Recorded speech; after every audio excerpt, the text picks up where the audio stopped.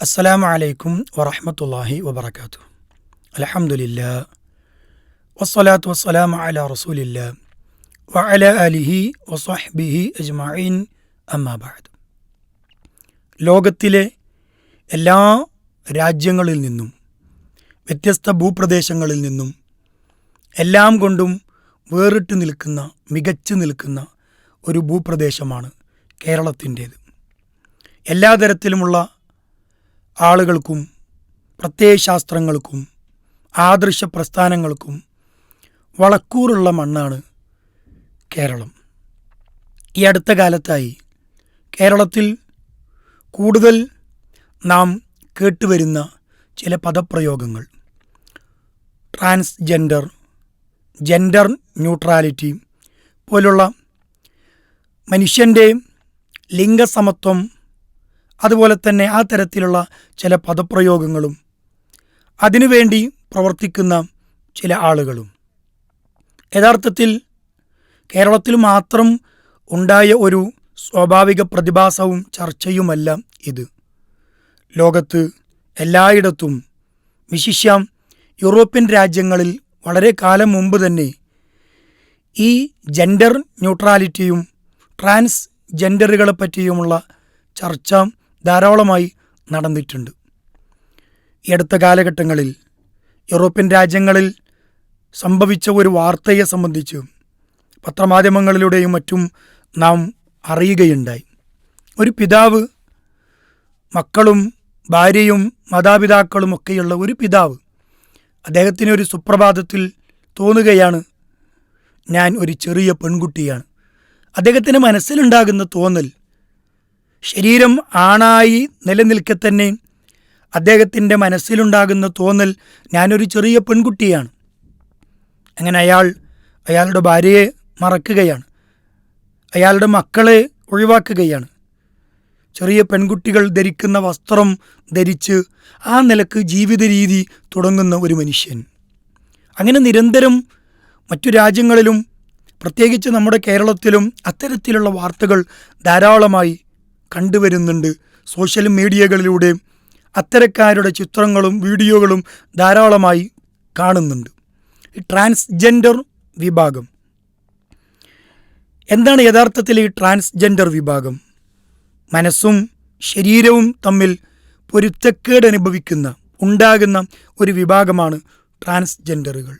ശരീരം ആണിൻ്റേതായിരിക്കാം, പക്ഷെ മനസ്സ് പെണ്ണിനെ പോലെ ചിന്തിക്കുകയും പെണ്ണിനെ പോലെ വിചാരിക്കുകയും ഒരു സ്ത്രൈണ മനോഭാവത്തോടു കൂടി ജീവിക്കുകയും ചെയ്യുക. അതല്ലെങ്കിൽ ശരീരം സ്ത്രീയുടേതാകും, ശാരീരികമായ അവയവങ്ങളും മറ്റു ശാരീരിക പ്രതിഭാസങ്ങളൊക്കെ സ്ത്രീയുടേതാണെങ്കിലും പുരുഷൻ്റേതായ മനോഭാവങ്ങളും പുരുഷൻ്റേതായ ചിന്തകളും കൊണ്ട് മനസ്സിൽ ഒരു പുരുഷനായി നടക്കുന്ന ഒരു പെൺകുട്ടി അല്ലെങ്കിൽ ഒരു സ്ത്രീ, ഇങ്ങനെ മനസ്സും ശരീരവും ഒരിക്കലും പൊരുത്തപ്പെട്ടു പോകാത്ത ഒരു പ്രതിഭാസത്തെയാണ് യഥാർത്ഥത്തിൽ ട്രാൻസ്ജെൻഡർ എന്ന പേരുകൊണ്ട് അർത്ഥമാക്കുന്നത്. മനസ്സിലെ തോന്നലുകൾക്കനുസരിച്ച് ശരീരം കീറിമുറിക്കുക എന്നതിലപ്പുറം ശരീരത്തെ ഒരിക്കലും മാറാത്ത ശാരീരിക പ്രതിഭാസത്തെ അതിനങ്ങനെ തന്നെ നിലനിർത്തിക്കൊണ്ട് മനസ്സിനെ മാറ്റിയെടുക്കാൻ ശ്രമിക്കുക എന്നുള്ളതാണ് ഇതിലെ ഏക പോംവഴി. സ്വാഭാവികമാണ്, ഇത്തരത്തിലുള്ള ആളുകൾ ഓരോ നാട്ടിലും അവരുടേതായ മാനസിക പ്രശ്നങ്ങളും സംഘർഷങ്ങളും പ്രയാസങ്ങളും അനുഭവിക്കുക എന്നുള്ളത് സ്വാഭാവികമാണ്, അതുള്ളതാണ്. അതിനൊരിക്കലും നിരാകരിക്കാൻ പാടില്ല. പക്ഷേ എങ്ങനെയാണ് ഇതിനൊരു പരിഹാരം ഈ സമൂഹം കാണേണ്ടത്? ഇത്തരത്തിലുള്ള ആളുകൾക്ക് എങ്ങനെയാണ് അവരുടെ മാനസിക സംഘർഷം കുറയാൻ അവരെ സഹായിക്കേണ്ടത്?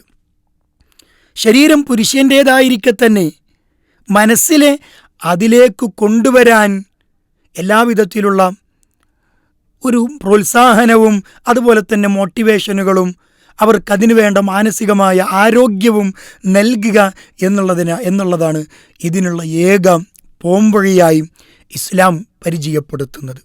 അത് തന്നെയാണ് മാനവികവും. ഒരു മനുഷ്യൻ അവൻ്റെ ശാരീരികമായും പുരുഷനാണ്. ഒരാൾ ശരീരപ്രകൃതിയാൽ ശാരീരികമായ അവയവങ്ങളൊക്കെ പുരുഷൻ്റേതാണ്, പക്ഷേ അയാൾ സ്ത്രീയായി വിചാരിക്കുന്നു, ഞാനൊരു സ്ത്രീയാണ് എനിക്ക് സ്ത്രീയുടെ സ്വഭാവമാണ്, എനിക്ക് സ്ത്രീയുടെ മനോഭാവമാണ് എന്നയാൾ ചിന്തിക്കും. ഒരു സ്ത്രൈണത സ്വഭാവം കൂടുതലായി അയാളുടെ മനസ്സിൽ രൂപാന്തരപ്പെട്ടു വരുന്നു. ശരീരം പുരുഷനും സ്ത്രീ മനസ്സുമായും യോജിച്ചു പോകാൻ പറ്റാത്തൊരു സാഹചര്യം. അവിടെ ആ മനുഷ്യൻ വല്ലാത്ത ഒരു പ്രതിസന്ധിയിലാകുമ്പോൾ അയാൾക്ക് താങ്ങായി തണലായി അയാളെ ചേർത്തു പിടിക്കുവാൻ ആണ് യഥാർത്ഥത്തിൽ സമൂഹം ശ്രമിക്കേണ്ടത്. അതുതന്നെയാണ് ഇസ്ലാമിൻ്റെ കാഴ്ചപ്പാടും, അതുതന്നെയാണ് മാനവികതയും ശാസ്ത്രീയതയും അതുതന്നെയാണ്.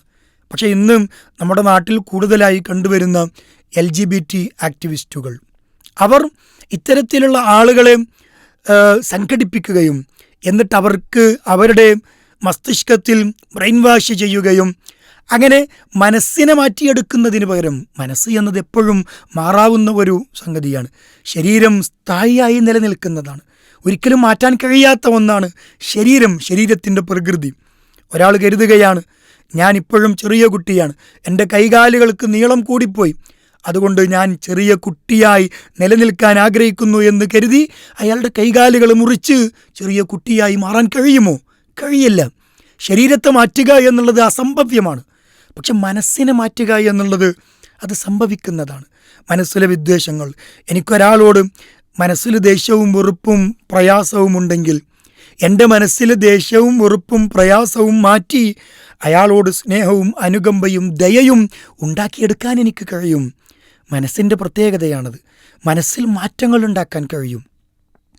പക്ഷെ ശരീരത്തിൽ ഒരിക്കലും മാറ്റങ്ങൾ ഉണ്ടാക്കാൻ കഴിയില്ല.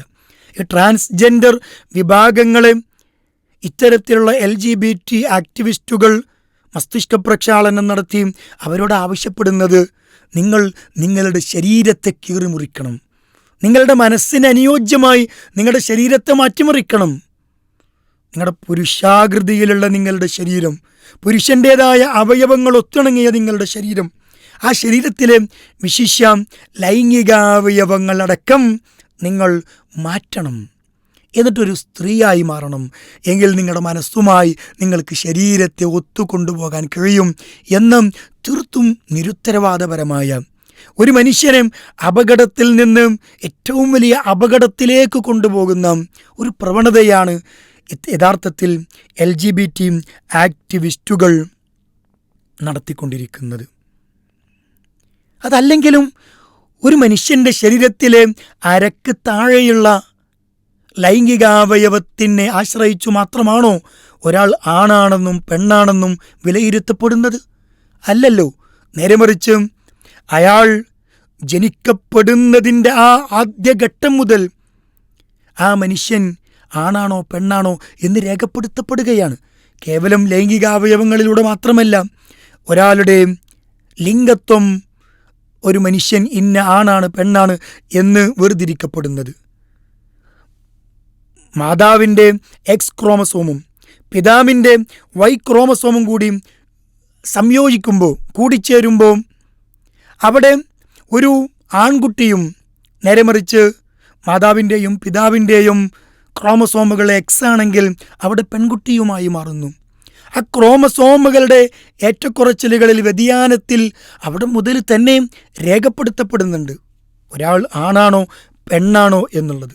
കോടിക്കണക്കിന് കോശങ്ങളിൽ, മനുഷ്യ ശരീരത്തിലെ കോടിക്കണക്കിന് കോശങ്ങളിൽ രേഖപ്പെടുത്തപ്പെട്ടിട്ടുണ്ട് അവൻ ആണാണോ അതല്ല അവൾ പെണ്ണാണോ എന്നുള്ളത് കൃത്യമായി. കേവലം ഒരു അവയവത്തെ മാത്രം ആശ്രയിച്ചല്ല ഈ ലിംഗത്വം വേർതിരിക്കപ്പെടുന്നത് എന്നത് നാം വളരെ ഗൗരവകരമായി മനസ്സിലാക്കണം. അപ്രകാരം മനുഷ്യൻ്റെ ആദ്യത്തെ കോശമായ, മനുഷ്യ ശരീരത്തിലെ ഏറ്റവും പ്രഥമ കോശമായ സൈഗോട്ട് മുതൽ കോടിക്കണക്കിന് എല്ലാ കോശങ്ങളിലും ആണാണോ പെണ്ണാണോ എന്നത് കൃത്യമായി രേഖപ്പെടുത്തപ്പെട്ടിട്ടുണ്ട്. ലൈംഗികാവയവം സർജറി ചെയ്ത് പുരുഷൻ്റേത് സ്ത്രീയാക്കി മാറ്റുന്നതിലൂടെയും സ്ത്രീയുടേതായി മാറ്റുന്നതിലൂടെയും സ്ത്രീയുടേത് മാറ്റിക്കളഞ്ഞ് പുരുഷൻ്റേതായ ലൈംഗികാവയവമായി സ്ഥാപിക്കുന്ന സർജറിയും ശസ്ത്രക്രിയയും ചെയ്യുന്നതിലൂടെ മാത്രം യഥാർത്ഥത്തിൽ അയാളുടെ ജെൻഡർ മാറ്റപ്പെടുന്നില്ല.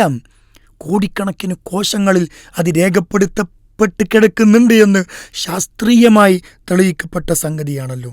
എന്നിട്ടും ഇത്തരത്തിലുള്ള ആളുകൾ ഈ ആളുകൾക്ക്, പ്രത്യേകിച്ച് ഈ ട്രാൻസ്ജെൻഡർ വിഭാഗത്തിന്, അല്ലെങ്കിൽ അവർ പ്രാഥമികമായി മാനസികമായ പ്രയാസങ്ങൾ അനുഭവിക്കുന്നവരാണ്. ശരീരം ആണിൻ്റേതാണല്ലോ, എൻ്റെ മനസ്സ് ചിന്തിക്കുന്നത് പെണ്ണിനെ പോലെയാണല്ലോ എന്ന ഒരു മാനസികമായ പ്രശ്നങ്ങളും പ്രയാസങ്ങളും നേരിടുന്ന ഇവർ അതിനോടൊന്നിച്ച് അതിൻ്റെ കൂടെ ശാരീരികമായ പ്രയാസം കൂടി നൽകാനാണ് LGBT ആക്ടിവിസ്റ്റുകൾ യഥാർത്ഥത്തിൽ ശ്രമിക്കുന്നത്.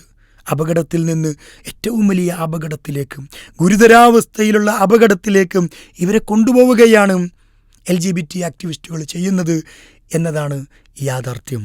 ഈ അടുത്ത കാലത്ത് കേരളത്തിൽ മരണപ്പെട്ട ഒരു ട്രാൻസ്ജെൻഡർ വ്യക്തി, അനന്യ അലക്സ് എന്ന വ്യക്തി, എല്ലാവരും ലോകം മുഴുവൻ കണ്ടതാണ് അവരുടെ അഭിമുഖം, അവരുടെ ഇൻ്റർവ്യൂ. അവരുടെ ആ മരണത്തിന് തൊട്ടുമുമ്പുള്ള ആ ദിവസങ്ങൾ, അല്ലെങ്കിൽ ആ നിമിഷങ്ങൾ, ആ സമയങ്ങൾ, സർജറിക്ക് ശേഷമുള്ള അവരുടെ ജീവിതത്തിലെ അനുഭവങ്ങൾ അവർ മീഡിയയിലൂടെ വെട്ടിത്തുറന്നത് നാം ഓരോരുത്തരും കണ്ടതാണ്.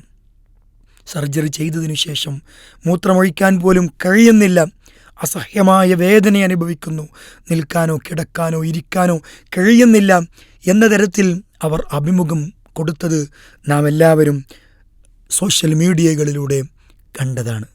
യഥാർത്ഥത്തിൽ ഇത് തന്നെയാണ് സംഭവിക്കുന്നത്. മനസ്സ് മാറ്റേണ്ടതിനു പകരം ശരീരത്തെ കീറിമുറിക്കുന്നതിലൂടെ മാനസികമായി സംഘർഷമനുഭവിക്കുന്ന അത്തരത്തിലുള്ള ആളുകൾ അവർ ശാരീരികമായ വേദന കൂടി അനുഭവിക്കേണ്ടി വരികയാണ്. ഒരു സമാധാനവും അവർക്കതുകൊണ്ട് കിട്ടുന്നില്ല എന്നുള്ളതാണ് യാഥാർത്ഥ്യം. അതുപോലെ തന്നെ LGBT ആക്ടിവിസ്റ്റുകൾ ഇത്തരത്തിലുള്ള ട്രാൻസ്ജെൻഡർ വ്യക്തികളോട് പറയുന്ന മറ്റൊരു കാര്യം, നിങ്ങൾ ഹോർമോൺ ധാരാളമായി കുത്തിവെക്കണം. ആണിൻ്റെ ശരീരമുള്ളവന് സ്ത്രീത്വം ഉള്ളവനാക്കാൻ വേണ്ടി സ്ത്രീയുടെ ഹോർമോണുകളും സ്ത്രീയുടെ ശരീരമുള്ളവൾക്ക് പൗരുഷമുണ്ടാക്കാൻ വേണ്ടി ആണിൻ്റെ ഹോർമോണുകളും കൂടുതലായി കുത്തിവെക്കുന്ന ഒരു പ്രവണത, ഇതും അതിഭീകരമായ മാനസിക പ്രശ്നങ്ങളിലേക്ക് അവരെ കൊണ്ടുചെന്നെത്തിക്കും എന്നുള്ളതിൽ യാതൊരു സംശയവുമില്ല. അതുകൊണ്ട് വലിയ ആത്മസംഘർഷം മാനസികമായി അനുഭവിക്കുന്ന ഇത്തരക്കാരുടെ ജീവിതത്തിൽ ശാരീരികമായ വേദനകളും പ്രയാസങ്ങളും സമ്മാനിക്കാനേ ഇത്തരത്തിലുള്ള ശസ്ത്രക്രിയകൾ, ലിംഗമാറ്റ ശസ്ത്രക്രിയകൾ കൊണ്ട് ഉപകരിക്കുകയുള്ളൂ. നേരെമറിച്ച് അവർക്കതൊരു സമാധാനമോ അതല്ലെങ്കിൽ ജീവിതത്തിൽ ഒരു കൃത്യമായ ജീവിത രീതി ജീവിക്കുവാൻ കഴിയുന്നില്ല എന്നുള്ളതാണ് ഇത്രയും കാലം കേരളത്തിലെന്ന് മാത്രമല്ല ലോകത്തിലെ ഓരോ ട്രാൻസ്ജെൻഡർ വ്യക്തികളെ സംബന്ധിച്ചും നമുക്കറിയാൻ കഴിയുന്നത്. ഒരുപക്ഷെ അതുകൊണ്ടായിരിക്കാം കേരളത്തിലും മറ്റു ഇതര രാജ്യങ്ങളിലും, വിശേഷ യൂറോപ്യൻ രാജ്യങ്ങളിലൊക്കെ ഇത്തരത്തിലുള്ള ആളുകൾ കൂടുതലായി ആത്മഹത്യാ പ്രവണതയുള്ളവരാകാൻ കാരണം എന്നുകൂടിയും പല പഠനങ്ങളും തെളിയിക്കുന്നു. ട്രാൻസ്ജെൻഡർ എന്നത് അത് ഉള്ളതാണ്. അതൊരു മാനസികമായ അങ്ങേയറ്റത്തെ ആത്മസംഘർഷം അനുഭവിക്കുന്ന ഒരു വിഭാഗം ആളുകളാണ്. പുരുഷൻ്റെ ശരീരമായി നിലനിൽക്കുമ്പോൾ സ്ത്രീയുടെ മനസ്സുമായി ചിന്തിക്കുന്ന ഒരവസ്ഥ, അങ്ങനത്തെ ആളുകളെ ചേർത്ത് പിടിക്കുവാനും അവർക്ക് അവരുടെ മനസ്സിലെ തോന്നലുകൾ ഇല്ലാതാക്കി അവരുടെ ശരീരത്തിനൊത്തും മനസ്സിനെ മാറ്റിയെടുക്കാൻ പര്യാപ്തമായ കൗൺസിലിങ്ങുകളും സംസാരങ്ങളും ഇടപഴകലുകളും നൽകാനാണ് യഥാർത്ഥത്തിൽ സമൂഹം ശ്രദ്ധിക്കേണ്ടത്. അത്തരത്തിൽ ഏറ്റവും നല്ല ഒരു മാറ്റത്തിന് മുതൽക്കൂട്ടാകട്ടെ ഇത്തരത്തിലുള്ള സംസാരങ്ങളും പ്രവണതകളും അതുപോലെ തന്നെ പ്രവർത്തനങ്ങളും ഇടപെടലുകളും എന്ന് പ്രത്യാശിക്കുകയാണ്, പ്രാർത്ഥിക്കുകയാണ്. അല്ലാഹു സുബ്ഹാനഹു വ തആല അനുഗ്രഹിക്കുമാറാകട്ടെ.